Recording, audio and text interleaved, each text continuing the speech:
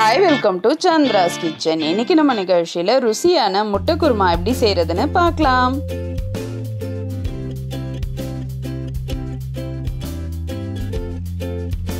இதுவரைக்கும் சந்திராஸ் கிச்சனை சப்ஸ்கிரைப் செய்யாதவர்கள் ரெட் கலர் சப்ஸ்கிரைப் பட்டனை பிரஸ் பண்ணி சப்ஸ்கிரைப் பண்ணிக்கோங்க. கூடவே பக்கத்தில் இருக்கிற பெல் பட்டனை பிரஸ் பண்ணுங்க. எங்களுடைய அப்டேட்ஸ் உடனுக்குடன் உங்களை வந்து சேரும். மேலும் மற்ற வீடியோக்களை பார்க்க மெனுவில் உள்ள வீடியோ பட்டனை பிரஸ் பண்ணுங்க. இந்த முட்டை குருமா செய்யறதுக்கு தேவையான பொருட்கள் என்னென்னு பார்க்கலாம்.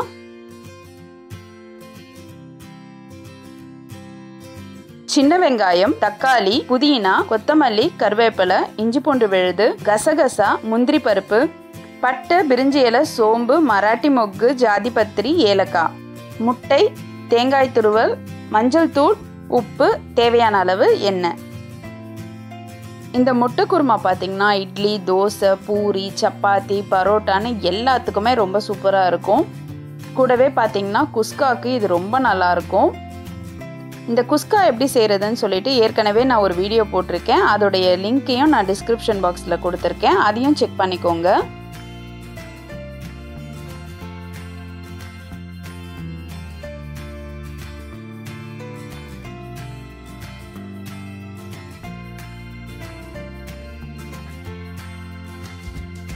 கடாய் வச்சு 3 ஸ்பூன் எண்ணெய் ஊற்றிக்கலாம். 15லேருந்து 20 சின்ன வெங்காயம் இதோட சேர்த்துக்கலாம். இப்போ இது எல்லாத்தையும் நல்லா வதக்கிடுங்க. ஒரு பச்சை மிளகாவை சேர்த்துக்கிறேன். அடுத்தது ஒரு தக்காளியை நறுக்கி சேர்த்துடலாம். இப்போ இதை வதக்கிடுங்க. இது கொஞ்சம் வதங்கிறதுக்காக 1/4 ஸ்பூன் மஞ்சள் தூள் சேர்த்துருக்கேன். இதையும் சேர்த்து கலந்துடுங்க. கொஞ்சமாக புதினா சேர்த்துக்கலாம். தேவையான அளவு உப்பு சேர்த்து இதை நல்லா வதக்கிடுங்க.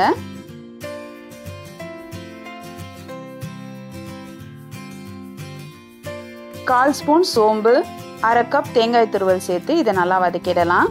இப்போ இது நல்லா வதங்கிடுச்சு. இப்போ இதை ஆற வச்சிடலாம். இப்போ இதை ஆறிடுச்சு. இப்போ நம்ம ஒரு மிக்சரில் இதை சேர்த்துடலாம்.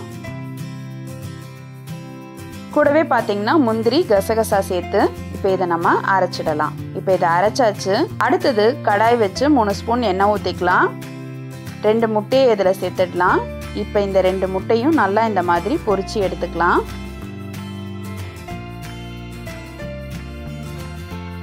அதே கடாயில் பட்டை, பிரிஞ்சி இலை, மராட்டி மொக்கு, ஜாதிபத்திரி எல்லாம் சேர்த்ததை போட்டுடலாம். இப்போ இதை நல்லா வதக்கிடலாம். வெங்காயம் சேர்த்துக்கலாம். இதை நல்லா வதக்கிடுங்க. அடுத்தது இஞ்சி பூண்டு விழுது 1 ஸ்பூன் சேர்த்துக்கலாம். இதையும் சேர்த்து நல்லா வதக்கிடுங்க. கருவேப்பிலை, கொத்தமல்லி சேர்த்துக்கலாம்.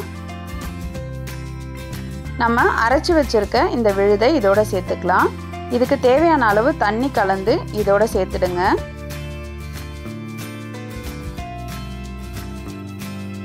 இப்போ இதை நல்லா கலந்து விட்டுறலாம்.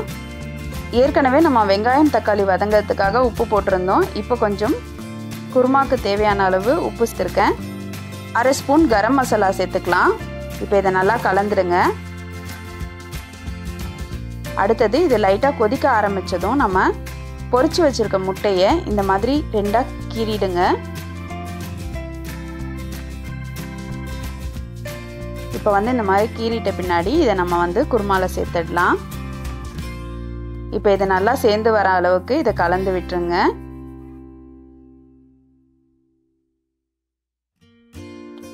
இப்போ இது கொதிக்க ஆரம்பிச்சிடுச்சு. குருமா ரொம்ப நேரம் கொதிக்கக்கூடாது. ஒரு 2 கொதி வந்ததும் நம்ம புதினா தழையை சேர்த்துடலாம்.